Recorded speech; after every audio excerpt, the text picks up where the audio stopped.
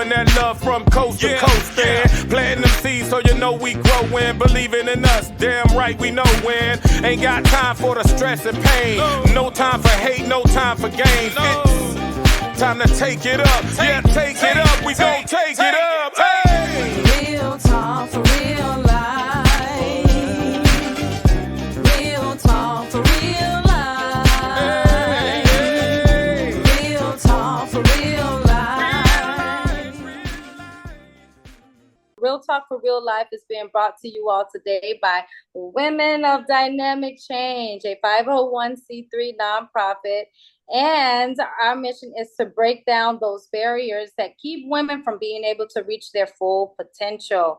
As I always tell you, ladies, walk in faith and find your greatness.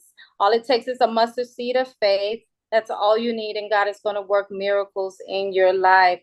Women, you are great. Once you understand your powers, give yourself a superhero name. There is nothing that you will not be able to accomplish. Miss Dahlia Michels, she's a licensed clinical social worker. And I'm not going to spill the beans too much about all that she does. So I'm going to let her do that. But I just want to say thank you for accepting the invitation to be on Real Talk for Real Life today with us. So very, your time is so valued. So we really appreciate you. So Dahlia, go ahead and let the world know about who you are and where you're from. Thank you so much, Sherri. I'm a board certified sex therapist, and I am certified in trauma. So, well, we're here today to just acknowledge this is National Minority Mental Health Awareness Month. So we really want to acknowledge that. And so because of the disparities with minorities being able to seek out mental health counseling and therapy, really just wanted to touch on that. So that's why we're here today. And so again, I want to say thank you. So one of the things that I wanted to go over, because we're really touching also on the fact that when you lose something, when you lose a spouse or you lose a child or a parent, or even when you're going through divorce, I'll throw that in there, you go through what's called the grieving process. So I wanted to talk about the grieving process because that is important for us to understand, what it is that we're feeling and what we're going through when we lose or lose someone or something. The grieving process is different for everyone, and we are mostly familiar with what psychiatrist Elizabeth Kubler-Ross shared with us in 1969. And those were the 5 stages: denial, anger, bargaining, depression, acceptance. I've noticed is that there are times when I feel like I've moved past and I'm at the acceptance phase. But then there's times where I go back and I feel like I'm in the anger phase. So again, I've experienced it not being linear. I feel like there's times where I reverse and I put my foot on the gas. And what I've learned is that it is a process. It is definitely a process that you go through. And I don't believe there's an end point. Do you believe that there's an end point to, like, when do we get over? Like, when is it no more that grieving process that we're experiencing when we experience loss of anything? I agree with you. I don't know if there is an end point. And I think part of the acceptance is accepting that person that we are mourning. And a lot of the times it's someone that we, there was so much love, so much learning from, so much sharing with, that part of the acceptance is remembering those times and thinking about them and allowing ourselves to fill our heart with love and accepting that it's not fair. No, it's not fair. But that we can go back to that moment and just fill our heart with the love. I agree. And so as we talk about, the importance of acknowledging within the minority community, the importance of mental health, how do you think culture beliefs and practices influence the grieving process? Do you think it has any bearing on that? Yes. Different cultures absolutely have different, I actually think that the cultural differences, that cultural beliefs do a good job with grieving, and they provide a lot of times a lot of support. So really how you view your culture really plays a big part and how you're grieving. And I per se, I can really tell you I've experienced that myself. So what are some of the reasons you think people in minority groups versus non-minority groups find themselves less able to get or less willing to get therapy and counseling? I mean, for all sorts of reasons, there's, the stigma of mental health. And for different cultures, there's access to mental health resources. One of the main reasons why why individuals, who of the minority group do not seek counseling and therapy, because they're scared of what people may say. Oh, or if you get counseling, you must be crazy. So there's a lot of negativity tied to mental health counseling and therapy, that's why we're here to have these platforms where we can say, what, it's okay to say I need help. Okay. It's okay to say, what, I need someone to walk me through this process because I can't do it on my own. And one of the things I can say, coming as an African-American woman, what we learned from young, again, is so important. And one of the things that I remember in my household was, what goes on in this house stays in this house, right? This was something that we were taught. And so that sticks with us, that stays with us. And so we form this opinion that, okay, what, or this notion that, okay, what's going on in my house, I can't tell anybody about. So that keeps a lot of minorities who have been raised that way from reaching out to get, the help that they need. It's unfortunate. We have to learn the ways to how to break those barriers, because it's definitely a barrier, that keeps people, again, from being able to, get the help that they need. We need this help, and we need to let people know that it is okay, to get that help. Another thing that is education, right? How do you feel about that? I think that is the second barrier for me of why people of the minority community don't reach out. So what do you think we could do to make people more aware and educate them? I mean, I think getting more involved in the different communities, so that, because as we become more involved, then people can gain trust. I think that trust portion of building trust with your therapist and your social worker and your counselor is so needed. And I think that you're right. What should we be looking out for? And some of the signs, I know some of the signs, like for me, when I was going through my grieving process, was I isolated myself, right, from everyone. Are there any other signs that we should be looking out for within ourselves and our family members and friends, where we need to say, what, it's time to get help? I mean, I will say that before even it's time to get help, I think that just addressing when there is a loss, when we are aware that there's a loss, just somehow showing support. And if that's, bringing a apple pie, or it's bringing anything, you don't even have to say anything. You could just bring, some flowers, an orchid. Or those symptoms such as, the depression, the prolonged sadness, the suicidal thoughts.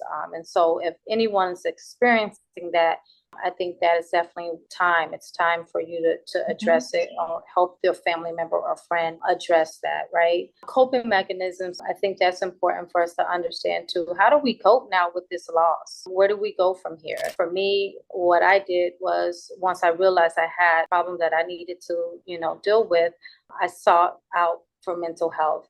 But I know there's other ways that we can deal with it as well, such as staying connected to your family. Are there any other ways that you suggest for your clients on how to move forward and use those coping mechanisms? Absolutely. The first thing to keep in mind is that when someone is dealing with a significant loss, in that time can be 6 months, it can be 7 months, it can be a year, it can be a couple of years. There are things that need to be done. And so they might not be able to grieve in that time. They might not be able to go through the stages. They're in what I call crisis or stay alive. And if you're a mother, if you are a teacher, you are a father, a sister, a brother, you are just in life survival mode. Exercise is a wonderful way, because it also really helps the neurochemistry, it allows for your mind, for your body to be in a healthy balance. Exercise is also a way to cope too as well. But what I found too for me, prayer's been very useful. Mm-hmm. And I know you definitely do yoga. So I know yoga, meditation, those types of things are also good for us as well. How do you feel about us like getting involved in hobbies? And is that something very good for us to do as Yeah, well? because Okay. we have to show, this earth is constantly rotating. So Right. we too, we're moving, and ways to show our mind and our body and our, that we're moving forward is to, because we, after that denial stage, we realize, okay, we're moving forward. Don't want to move forward, but we're moving forward. So creating new things, and even around holidays, your first year of all of these new things that are happening, creating something new on top of it, like with other loved ones around you, so that there's healing with it. Being compassionate with yourself, I think you need to be very kind to yourself. And I've seen during this transition where sometimes I was a little harsh with myself, but I learned that this is a process. Mm-hmm. Okay. I can't rush myself, and I can't rush myself to get to a certain point, because what point am I trying to rush myself with? So I think it's important for anyone who's lost someone to know that it's okay to feel that pain, even if it's 4 years later, 3 years later, 5 years, Mm-hmm. 2 years later. It's okay to scream. It's okay to yell, Mm-hmm. but you have to be compassionate, right? And so, how do you feel about telling someone, even if it's been 10 years later, that it's okay, right? Isn't it okay for them to still have that pain and still Mm-hmm. want to scream about it?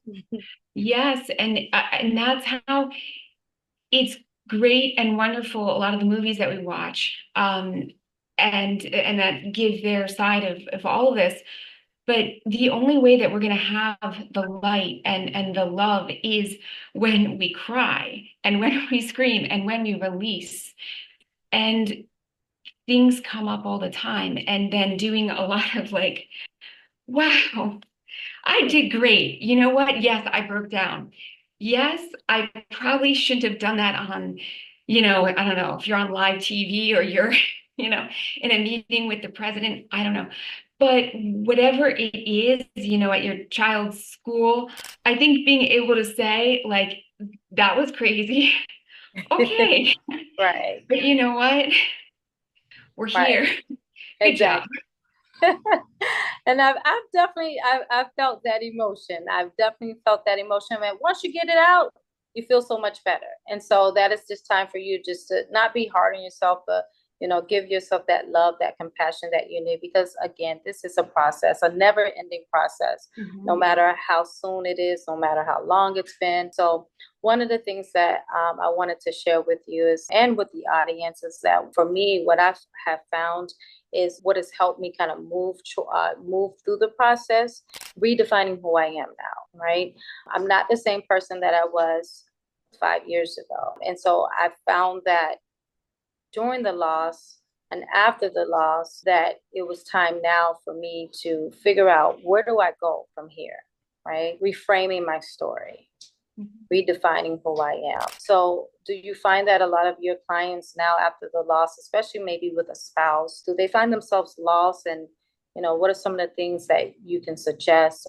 for someone in that situation, on just how to regain themselves and redefine who they are now? Yeah, one of the hardest things is finding our purpose, our purpose in it, because it allows for us to honor that person and move forward.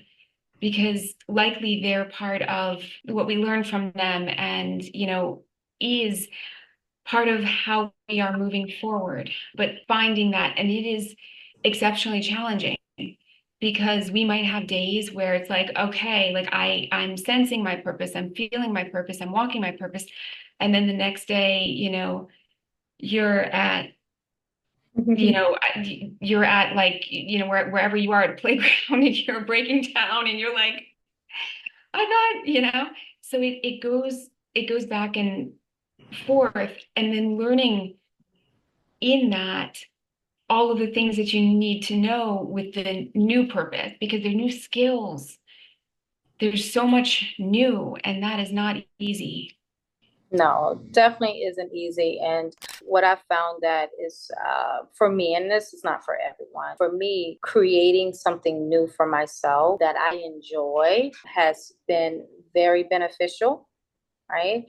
Has been very beneficial for me moving forward and celebrating something that I know, my spouse who is no longer here would have loved to see me doing, which is helping people. So that brings me to, even we who are left behind can volunteer. We could do things such as that as giving back. Because going through this process, I understand how short life is. And now my purpose is, and I believe my purpose is to help, right? To help people, especially people going through situations such as, loss. So it really is encouraging and inspiring for, people just to understand that loss is, it's a part of life, but you can take that experience and do something to help others, to encourage others, to inspire others. What do you think about books? I think books are also a great way for people to find support through books, correct? Absolutely. Oh, Yes. okay, awesome. And a lot of the public libraries have like an online system that they're free, and there are audiobooks, ebooks that you can, it's all free, an excellent source of support. Okay, awesome. So, and for those people who I just definitely wanted to mention, and I'm sure you know of, Dahlia, the grief hotlines, they definitely have like the National Suicide Prevention Lifeline, which is like 1-800-273-TALK. We're putting it in the chat group for those of you all who are listening, who may be having suicidal ideations or know someone who is. Definitely, it's, again, I'm going to repeat it, National Suicide Prevention Lifeline. That's 1-800-273-TALK, to be one way, but underneath, battling a lot of grief, disappointment, anger, hurt. But the topic for today is really to let the audience understand that it's okay to have those feelings, right? But if it gets to the point where it's affecting you and with your daily activities in your life and you can't proceed forward, reach out and call someone like Dahlia to help you, correct, Dahlia? Yes. Yeah, so and you shouldn't do it alone. You can't do it alone. And so I want to go ahead and open up the platform for questions. If there's no questions, then we always know Miss Janice is here to share insight on our topics. And so let me just check to see if there's any chats in here or any questions. And no, so Janice, are you there? I am, and I really thank you for bringing this issue to the forefront, because oftentimes we suffer alone when we experience a loss, and not just the loss through death, but through, divorce or breakup or whatever the case may be. And it's just as significant, I do believe, as that physical loss of, someone, dying, and loss of a job. Oh boy.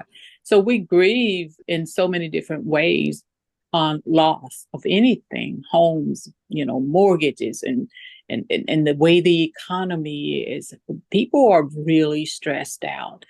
And knowing that there's some place or someone they can reach out to help talk them off the ledge, so to speak, is very, very important. So thank you for bringing this subject to the forefront so that we know we don't have to grieve and suffer alone.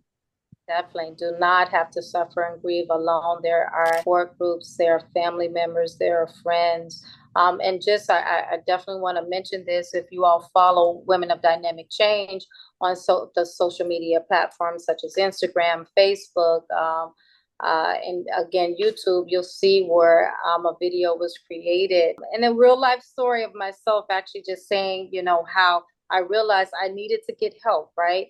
And so I utilize my EAP services. So I definitely want to talk about this for those of you all who do, have an employer and who have health insurance. You do have, a lot of you all have mental health benefits. And so you need to check that out. Check that out, because definitely counseling is available to you through those employer benefits that they give to you through your insurance. And it's called EAP, Employee Assistance Program. Listen, it's helped me out tremendously. And not only can it help you, the individual who works for the company, but it will also help with your family members as well if they're experiencing any grief, any suicidal ideations, whatever they may be experiencing, that or yourself, that are keeping you from being able to perform your job or to be able to just, perform your daily activities.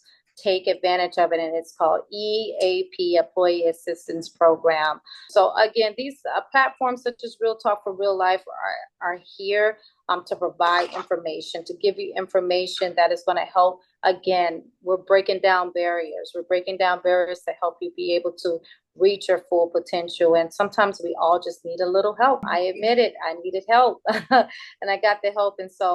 And still, I admit I still need help at times. And so I reach out when I do. No shame about it.